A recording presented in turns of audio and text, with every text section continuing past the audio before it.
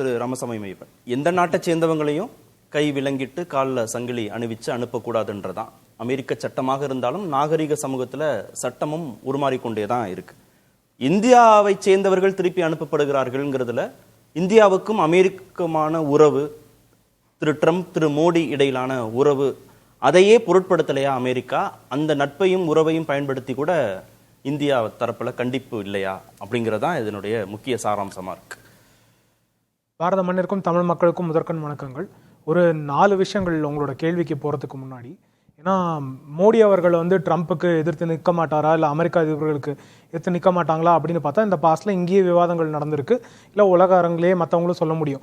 ரஷ்யாவோட ஆயில் வாங்க முடியுமா இல்லையா, இல்லை இந்தியாவோட சப்போர்ட் வேறு எந்த இஷ்யூஸ்க்கு தேவை, இஸ்ரேலோட இஷ்யூவில் அவங்க என்ன ஸ்டாண்ட் எடுத்தாங்க, கான்ட்ரரினா மிடில் ஈஸ்டில் ஸ்டாண்ட் இந்தியா என்ன எடுத்தாங்க, ஈரானோட பர்ச்சேஸில் என்ன ஸ்டாண்ட் எடுத்தாங்க அப்படின்றலாம் போது இந்தியா கான்க்ரீட்டாக அப்போ இருந்த யூஎஸ் பிரசிடென்ட் என்ன சொன்னாங்களோ அதுக்கு ஆப்போசிட்டான டயமெட்ரிக்கான ஆப்போசிட் ஸ்டாண்டை பொலிட்டிக்கலாகவும் எடுத்திருக்காங்க, எக்கனாமிக்கலாகவும் எடுத்திருக்காங்க. ஏன்னா அன்னைக்கு இந்தியர்களுக்கு என்ன தேவை, இந்தியாவுக்கு என்ன தேவை அப்படின்ற நிலைப்பாடு இருந்தது. இந்தியாவுக்கு தேவைக்கு ஏற்ற மாதிரி எடுத்தாங்க. ஸோ அதனால் அமெரிக்க அதிபருக்கு படி அணிந்தவரா, இல்லை அவருக்காக இதனால் அடங்கி போயிடுவாரா அப்படின்லாம் கேட்டால் அது அபத்தமாக இருக்கிறது. ஏன்னா நம்ம ஹிஸ்ட்ரியை வச்சு நம்ம பார்க்க முடியும், எங்கே தேவையோ இந்தியர்களுக்காகவும் இந்தியாவோட உரிமைக்காகவும் போராடியவர், அதற்காக துணிந்து நின்றவர் அப்படின்றது. இதெல்லாம் இல்லை, நம்ம COP26லையும் அதுக்கு முன்னாடி இருந்த பாரிஸ் கான்க்ளேவ்லையும் பார்க்கலாம். என்வாயர்மெண்டல் ரெஸ்ட்ரிக்ஷன்ஸ் டெவலப்பிங் கண்ட்ரிஸ் மீது போடும் போது அதுக்கு எதிர்த்து நின்றவர் முதல் பிரதமர் இந்தியா தான். மற்ற கண்ட்ரிஸோட லீடர்ஸ்க்கு முன்னாடி பிரதமர் இருக்கார். அப்போ அதற்கான லிபரலான ரிசல்ட்ஸ் இருக்கணும், இவங்களுக்கான ரிலாக்ஸேஷன் இன்னும் அதிகமாக இருக்கணும் அப்படின்னு வந்தது. அந்த இதில் தான் அந்த என்வாயர்மெண்டல் பாலிசியில் என்ன கார்பன் எமிஷன்ஸ் இருக்கணும் அப்படின்றதுல. ஸோ இதெல்லாம் சொன்னவர் இந்த இடத்துல கேள்வி கேட்க முடியுமா இல்லையா அப்படின்றதுக்கு சிம்பிளான 3 விஷயங்களுக்கு தான் நம்ம போக வேண்டிய தேவை இருக்கிறது. இப்போ டீபோர்ட் பண்ணப்பட்டவங்களுக்கே என்னெல்லாம் உரிமை இருக்கு அப்படின்னு நம்ம பார்க்க வேண்டிய தேவை இருக்கிறது. அமெரிக்க சட்டத்தில் கோட் 8 செக்ஷன் 1325 படி அவர்கள் டீபோர்ட் செய்யப்படுகிறார்கள்.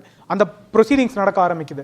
அப்போ அவர்களுக்கு என்ன உரிமை இருக்கிறது? ஒருத்தரை இதுதான் நீங்கள் தவறு செய்திருக்கீங்க அப்படின்னு கேள்வி கேட்டால் அது பார்டரில் பிடிக்கப்பட்டவங்களோ, இல்லை ஓவர் எக்ஸ்டென்ட் வீசாவோ, இல்லை தவறாக கல்யாணம் செஞ்சுக்கிட்டு கவர்மெண்ட் ஏமாற்றணும், இல்லை ஃபோர்ஸ் டாக்குமெண்ட்ஸோட போனவங்க, இல்லாட்டி தவறான வீசாவில் போயிட்டு வேற ஒரு பர்பஸ்க்காக இருந்தவங்க, எதுவாக இருந்தாலும் அவர்கள் எல்லாருக்குமே ப்ரிலிமினரி என்கொயரி அவைலபிள். என்னன்னா ஆசீர்வாதம் ஆச்சாரி அவர்கள் சொன்ன மாதிரி முதல்ல அரெஸ்ட் டிடென்ஷன் ஆகும். அந்த டிடென்ஷன் போது அவர்களுக்கு அந்த இமிகிரேஷன் கோர்ட்டில் ஃபர்ஸ்ட் ஆப்பர்ச்சுனிட்டி கிடைக்குது. அதில் அவர்கள் வழக்கறிஞர்களோட ஹெல்ப்பையும் எடுத்துக்கலாம், இமிகிரேஷன் கன்சல்டன்ஸோட ஹெல்ப்பையும் எடுத்துக்கலாம். அதுக்கப்புறம் அவங்க ரெப்ரசென்ட் பண்ண முடியும். அப்போ கவர்மெண்ட் தவறாக பண்ணியிருக்கு, அரசு தவறாக பண்ணியிருக்கு, இல்லை ஐசி ஏஜென்ட்ஸ் தவறாக செய்திருக்கிறார்கள்னா அதை கேள்வி கேட்க முடியும். அங்கே சரியாக அவங்க ப்ரூவ் பண்ணிட்டாங்கன்னா அப்போ உடனே ரிலீஸ் பண்ணிடுவாங்க. இல்லை அந்த டிடென்ஷன் ப்ராசஸ் அங்கே இமிகிரேஷன் கோர்ட்டில் தோத்துட்டா அதுக்கப்புறம் அதுக்கே அப்பீல் ஃபோரம் இருக்குது. அந்த அப்பீல் ஃபோரம் தாண்டி அவர்கள் கோர்ட்டையும் அணுக முடியும். அது மட்டும் இல்லாமல் இந்த கேஸில் இது இமிகிரேஷன் அப்படின்னா ஃபெடரல் கோர்ட், அதுக்கப்புறம் அதில் அப்பீல் ரெமடியும் இருக்குது.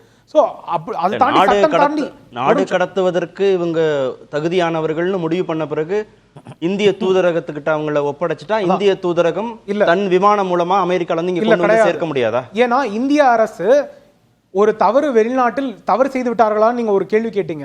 அங்க இருக்கிற சட்டத்தை மீறி இருக்கிறார்கள்.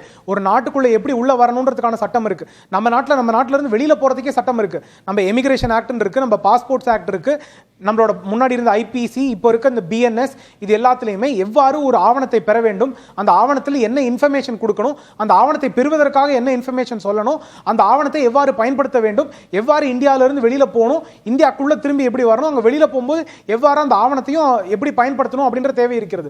இது எல்லாத்தையுமே மீறியவர்கள் இவர்கள்லாம், இந்தியாவில் இருக்க சட்டங்களே மீறியவர்கள். இங்கே மனிதாபிமானம் எங்கே வருது அப்படின்னா, அங்கே இருந்தவர்கள்லாம் தவறு செய்திருக்கிறார்கள், இந்திய சட்டத்தையும் மீறி இருக்கிறார்கள் அப்படின்றது 2 இருக்கு. இன்னொன்று ஒரே ஒரு நிமிஷம், நான் மனித உரிமை ஏன் கைவிலங்கு போறதும் கால் செயின் போறதும் நியாயமாயிடும் இல்ல, நான் அதான் சொல்றேன், அதுக்கும் வரேன். அப்போ இவர்கள்லாம் இங்க ப்ராசிக்யூட் பண்ணா அது தவறுன்னு சொல்லலாம். ஏன்னா இவ்வளவு கஷ்டப்பட்டு அவர்களோட காசை செலவு பண்ணி அவர்களோட நேரத்தை செலவு செய்து இதெல்லாம் செய்யணும் அப்படின்னு நினைச்சு போனவங்களை இங்க பனிஷ் பண்ணியிருந்தா அது தவறு. ஏன்னா அவர்கள் ஒரு ஆஸ்பிரேஷனோட அங்க போயிருக்காங்க, அது தவறான முறையில கூட இருந்திருக்கலாம். அப்போ அவங்க இங்க ப்ராசிக்யூட் பண்ணல, அப்படி பண்ணியிருந்தா அது மனிதாபிமானம் கிடையாதுன்னு பார்த்திருக்கலாம். ஒன்று. இரண்டாவது விஷயம், யூஎஸை பொறுத்த வரைக்கும் அவங்களோட பிளேன்ல இருக்கிற வரைக்கும், அது மிலிட்டரி பிளேனோ சிவிலியன் பிளேனோ, அவங்களோட பிளாக் பொருந்தி இருந்தா அது அவங்களோட நாடு, அது வரைக்கும் அவர்களோட சட்டம். அங்க இருந்து அவர்கள் எப்போ இந்தியாவில் தரையிறங்குறாங்களோ அன்னைக்கு இந்தியாவோட உரிமை. அவர்கள் தரை இறங்கிய உடனே எப்படி இறக்கப்படுகிறார்கள், அதுக்கு இந்தியா என்ன கேட்குது அப்படின்றது தான் சட்டப்படி சரியான கேள்வி. அப்போ சட்டப்படி அவர்கள் இந்தியாக்குள்ள இறங்கும் போது எப்படி இறங்குறாங்க அப்படின்றது. இதற்கு முன்னாடி அவர்கள் செய்திருக்கிறார்கள் எல்லாரையுமே 2012 இருந்து இங்க மட்டும் இல்ல, சிவிலியன் ஏர்கிராஃப்ட்ல வந்திருந்தா, கமர்ஷியல் ஏர்கிராஃப்ட்ல வந்திருந்தா, கமர்ஷியல் ஏர்கிராஃப்ட் இதெல்லாம் கூட கொடுங்க. இதே இமிகிரேஷன்ல டீபோர்ட் ஆறாங்கன்னு வச்சுக்கோங்க. இதற்கு முன்பு அப்படி திருப்பி அனுப்பப்பட்டவர்கள் இதே மாதிரி தான் நடந்திருக்காங்க. ஃபார்மிங்டன் யூனிவர்சிட்டின்னு ஒன்னு 2012 இந்திய ஸ்டூடெண்ட்ஸ் பலரை வந்து அரெஸ்ட் பண்ணி வச்சிருந்தாங்க. ஃபார்மிங்டன் யூனிவர்சிட்டின்றது ஒரு அன்அஃபிஷியலான யூனிவர்சிட்டி, அன்ரெகக்னைஸ்ட் யூனிவர்சிட்டி. அவங்க வீசா ஃப்ராட் பண்ணி ஸ்டடி பர்மிட்ஸ் வாங்கி இந்தியால இருந்து மட்டும் இல்ல உலக நாடுகள்ல பலதுல இருந்து ஸ்டூடெண்ட்ஸ் அங்க கூட்டிட்டு போயிருந்தாங்க. அங்க அப்ப இருந்த ஸ்டூடெண்ட்ஸ் என்கொயரி பண்றதுக்கு டிடென்ஷன் சென்டர்ல இடம் பத்தாது அப்படின்னு எல்லாருக்கும் அந்த கால்ல வந்து ஆங்க்லெட், டிஜிட்டல் ஆங்க்லெட்டை மாட்டி எங்க இருக்காங்க, எங்க அவங்க ஒரு ரேடியஸ்குள்ள மட்டும் தான் இருக்க முடியும் அப்படின்னு இருந்தது. அப்ப இந்திய மாணவர்களும் இருந்தாங்க 2011-12. அப்ப அந்த மாணவர்கள்லாம் அங்க அப்படிதான் இருக்கப்பட்டாங்க. அது கிட்டத்தட்ட ஒரு அரசு தான் டீடைன் பண்ணப்பட்டது.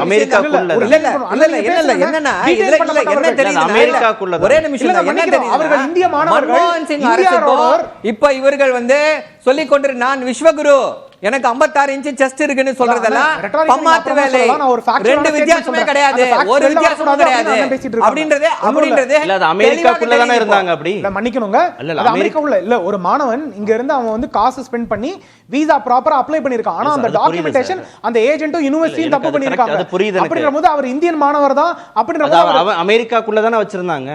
அண்ணே அதான் என்ன சொன்னேன், யூஎஸ் ஏர்கிராஃப்ட் யாரோட நாடு டெரிட்டரி லீகலா பார்த்தோம்னா யூஎஸ் ஏர்கிராஃப்ட் இங்க தரையிறங்கினதுக்கு அப்புறம் கூட அது அவங்களோட டெரிட்டரி தான். அதுல இருந்து வெளில வரும்போது அது இந்தியன் டெரிட்டரி. இப்போ இந்தியன் ஏர்கிராஃப்ட் ஒன்றும் இல்லை, இண்டிகோட பிளேன் வெளிநாட்டுக்கு போகுது, இல்ல அதே மாதிரி அமெரிக்கன் ஏர்வேஸ் பிளேன் இந்தியாவுக்கு வருது.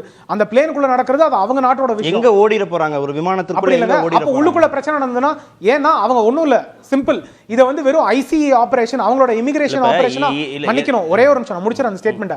ஐசிஏயோட ஆபரேஷன் அப்படின்னா இல்ல அவங்களோட சிவிலியன் போலீஸோட ஆபரேஷன் அப்படின்னா கண்டிக்கலேங்கற விவாதம் கண்டிக்கிறதுக்கே வரல. அப்படி செய்யறது சரிதான்ற ஒரு நியாயப்படுத்துதலை நோக்கி நகர்ந்து அது நியாயப்படுத்துதல் நான் ப்ரொசீஜர் தான் பேசுறாரு. மன்னிக்கணும் நான் அதாவது மனிதாபிமானம் கிடையாதுன்னு தான் நான் கேவியட்டோட ஆரம்பிச்சேன். ஆனா அதுல பிரச்சனை எங்கன்னு நம்ம பார்க்கணும்னா நம்ம கேள்வி கேட்கும் போது அது யாரோட நாட்டுல இப்ப யூஎஸ்ல ஒரு சட்டம் இருக்கிறது அப்படின்னா உங்க நாட்டுல எதுக்காக நீ இந்த சட்டம் வச்சிருக்கான்னு கேட்கறதுக்கான உரிமை இந்தியால இருக்க குடிமகனுக்கு என்ன இருக்கு, அங்க இருக்க குடிமகனுக்கு அந்த உரிமை இருக்கிறது. அவங்களோட நாட்டு சட்டம் அவங்களோட ஏர்கிராஃப்ட் வரைக்கும் அது அவங்களோட டெரிட்டரி. இந்தியாக்குள்ள வரும்போது நீங்க எப்படி கூட்டிட்டு வரணும் அப்படின்றது நம்மளோடது. நம்ம இதுலயும் நம்ம சொல்லியிருக்கோம் வெரிஃபைடான வெரிஃபைடு ஆட்களை மட்டும் தான் கூட்டிட்டு வர முடியாதா, நாம கூட்டிட்டு வர முடியாதா? எதற்காக இந்திய மக்களோட வரி பணத்தை செலவு பண்ண வேண்டும்? இந்தியர்கள் தானே அவங்க. மன்னிக்கணுங்க, அதான் இதுல இன்னொரு இதுவும் இருக்கு. இமிகிரேஷன் லாஸ் படி, வேர்ல்ட் கன்வென்ஷன் படியும் அவங்க எந்த போர்ட் ஆஃப் என்ட்ரி வழியா வந்தாங்களோ அந்த போர்ட் ஆஃப் என்ட்ரி வழியா தான் அவங்களை திரும்பி ஃபர்ஸ்ட் போர்ட்டுக்கு வெளில அனுப்பிச்சு அதுக்கு அப்புறமா இது பண்ணலாம். ஆப்ஷன் இருக்கபடி மன்னிக்கணும், நீங்க யுஎன்எச்ஆர்சி எடுத்து பாத்துக்கோங்க. அமெரிக்கா செலவு பண்ணட்டும்னு விட்டுறலாம், இந்திய காசு செலவு பண்ணி தான் அதான் ஃபுல் ஸ்டேட்மென்ட் சேவிச்சு தான் ஒண்ணும் இல்ல இந்தியாவை வந்து மூன்றாவது பெரிய மாநிலமா இதா மாத்த போறாங்க. இதுதான் அந்த மாணவர்கள் நாங்களே எங்க செலவுல திரும்பி எங்க ஊருக்கு போறோம்னு சொல்றாங்க. அந்த மாணவர்கள் அந்த டீடைன் பண்ணப்படும் போது கமர்ஷியல் ஏர்கிராஃப்ட்ல திரும்பி அனுப்பப்படுறாங்க. அது இந்தியன் ஏர்கிராஃப்ட் இருக்கலாம், வெளிநாட்டு ஏர்கிராஃப்டா இருக்கலாம். ஆனா அவங்க எந்த ஏர்கிராஃப்ட்ல ஏறுறாங்களோ அவங்க ஹேண்ட்கப்ஸோட ஏறுறாங்க. ஏன்னா அது அவங்களோட லா. ஓகே, நீங்க தவறு செஞ்சதுனால ஏன் இந்திய காசை செலவு பண்ணணும், ஏன் மக்கள் வரி பணத்தை செலவு பண்ணணும், எதற்காக இந்திய மக்கள் ஏன் கைவிலங்கு போடாம அழைச்சிட்டு வரணும், கால்ல செயின் போடாம அழைச்சிட்டு வரணும்? அமெரிக்க சட்டம் தானே, அமெரிக்க சட்டம் தானே. இல்ல அங்க தவறு செய்த ஒரே ஒரு நிமிஷம், அங்க தவறு செய்தவர்களா இல்லையா அப்படின்ற விவரம் நமக்கு கிடையாது. அந்த ப்ராசிக்யூஷனை முடிச்சு இங்க வந்து அவர்கள் வந்து நிரபராதி தான், எங்க தவறுமே செய்யல, அவர்களால எந்த ஆபத்துமே இல்ல அப்படின்னு நம்மளால ப்ரூவ் பண்ணி இருக்கோமா? ப்ரூவ் பண்ணி இருந்தா அவர்களை எந்த விலங்கும் போடாம ப்ரூவ் பண்ணதால தான சார் அங்க இருந்து அவங்க அனுப்புறாங்க. இல்லனா எப்படி சட்டவிரோத செயல்கள்ல ஈடுபட்டவங்களை எப்படி அமெரிக்கா திருப்பி அனுப்பும்? இல்லையே, இங்க நீங்க விசாரிச்சு தண்டனை கொடுங்கன்னு அனுப்பிச்சிருவாங்களா? இல்ல எப்படி அந்த வாதம் சரியா இருக்கு? இதுவே தவறு தானே. அவங்க நாட்டோட என்ன தவறு?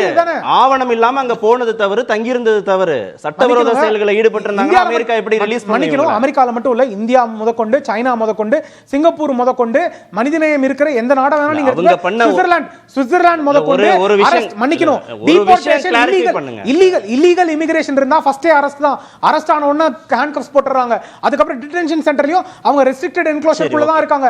அதுக்குள்ள இருக்க உரிமைகள் என்ன அப்படி நம்ம பார்க்க வேண்டிய தேவை இருக்கிறது. மனிதாபிமானம் பார்க்கணும் அப்படின்னா டிடென்ஷன் சென்டர்ல என்ன தேவைன்னு நம்ம மாத்தணும். அப்ப அங்கேயே ஹேண்ட்கஃப் பண்ண பார்க்கணும்.